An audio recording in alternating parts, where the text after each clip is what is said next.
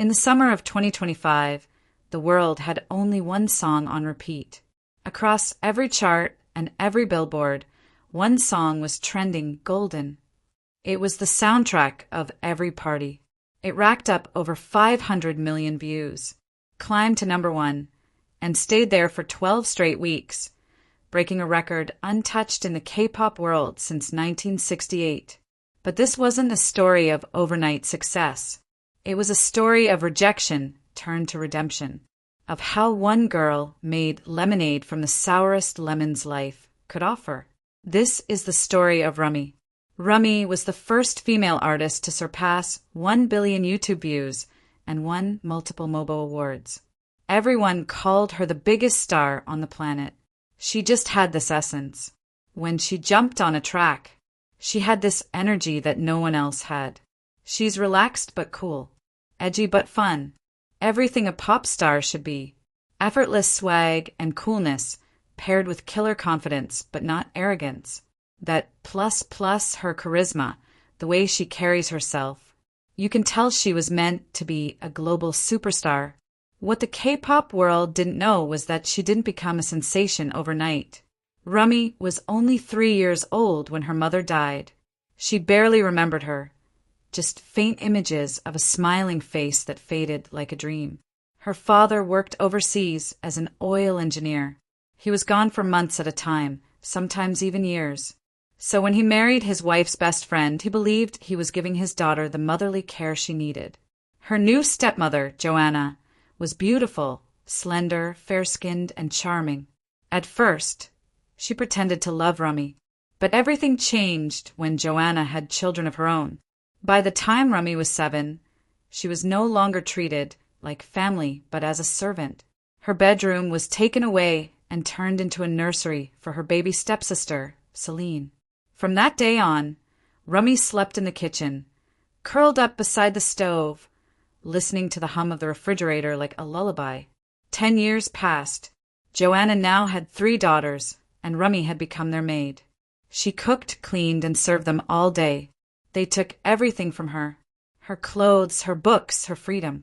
While her stepsisters attended a private school, Rummy was sent to a community school for less privileged children.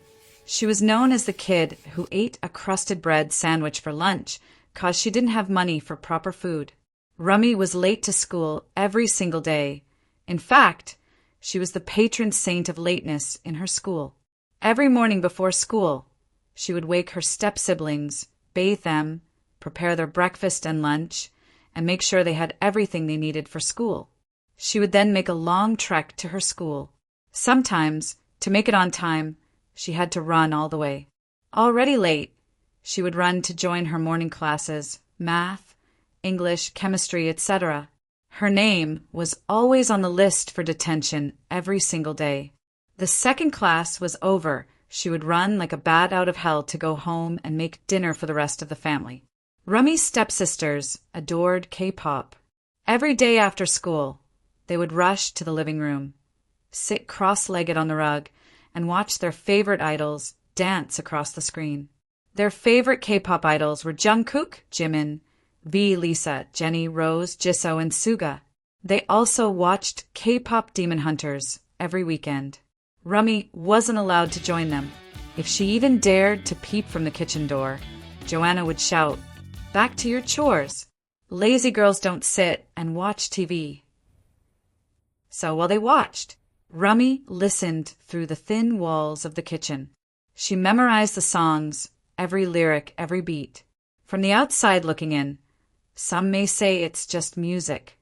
But for Rummy, this was one of her favorite hobbies. Everything about K-pop brought her joy. Every relay dance, variety show, fan cam, and obviously the music.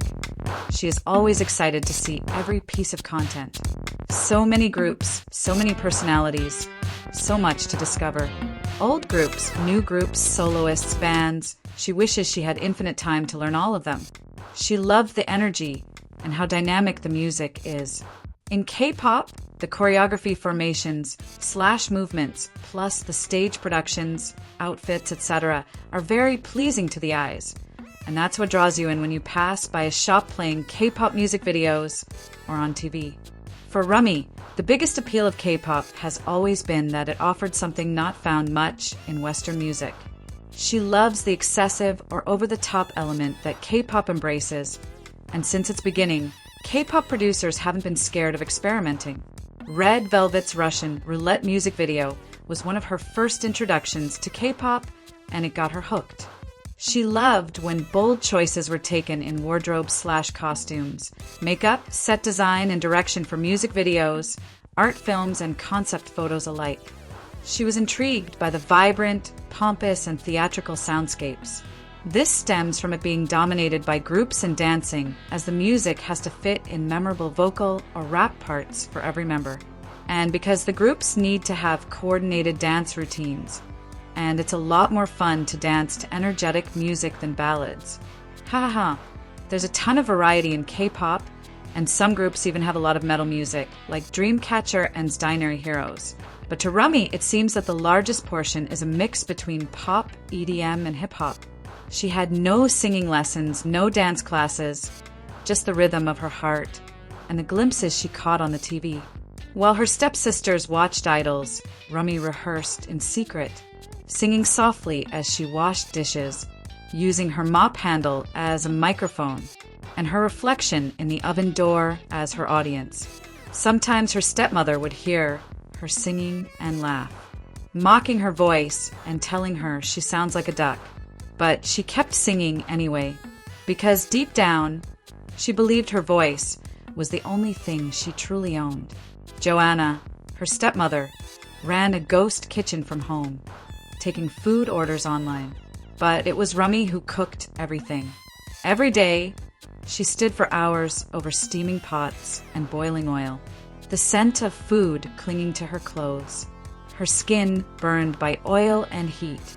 When the food was ready, Joanna sent Rummy to deliver it alone, miles away in the sun or the rain. By the time she returned, another order would already be waiting.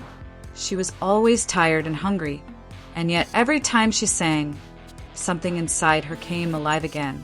Her body may have been weary, but her soul soared higher than the K-pop songs on TV. She didn't know it yet, but those quiet songs she sang when no one cared to listen were training her for the world stage. One rainy afternoon, while delivering food to a nearby street, Rummy stopped at a traffic light and saw a poster plastered on a wall.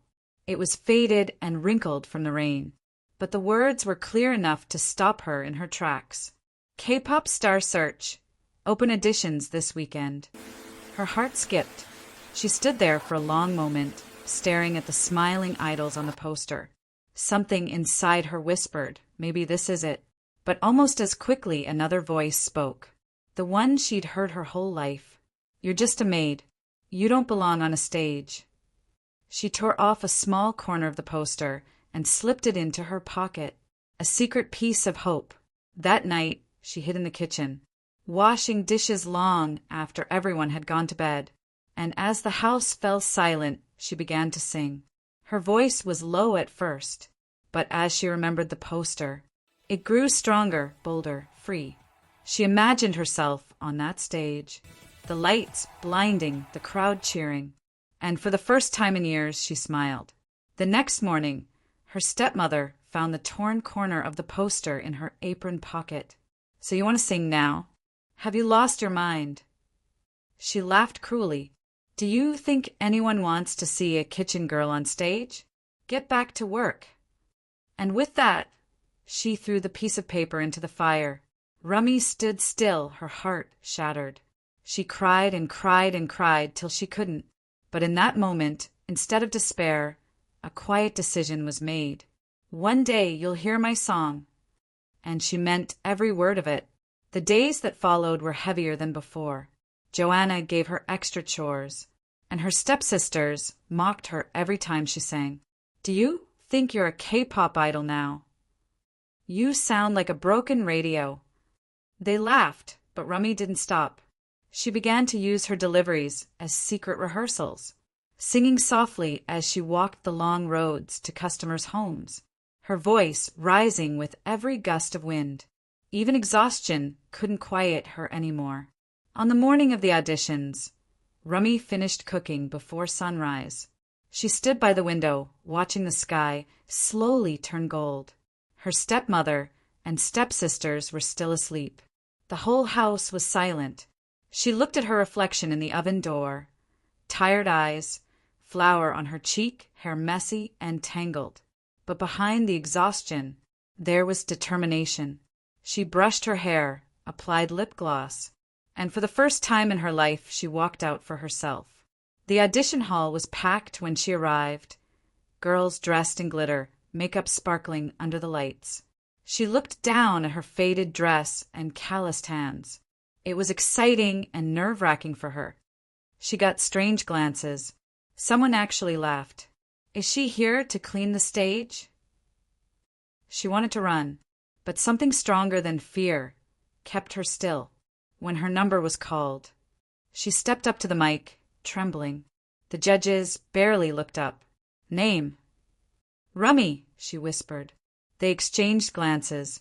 All right, Rummy. 1 minute. Sing. All of a sudden, she felt incredibly insecure.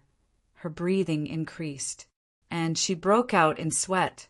The music started, a simple K-pop ballad, one she'd learned through the kitchen walls. For a few seconds, her voice shook. Then something happened. The fear vanished. Her eyes closed, and out came the sound of a soul that had waited years to be heard. Each note soared higher than the last. Her voice was fragile, but honest, raw, and beautiful.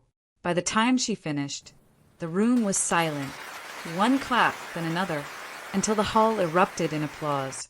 The judges were speechless. Someone in the audience had filmed her performance, and by the next morning it was everywhere. Hashtag the kitchen voice was trending. Millions are watching the girl who sang K-pop while washing dishes. Her voice had traveled farther than she ever could imagine. And just like that, the girl who was never allowed to dream became the dream everyone was talking about.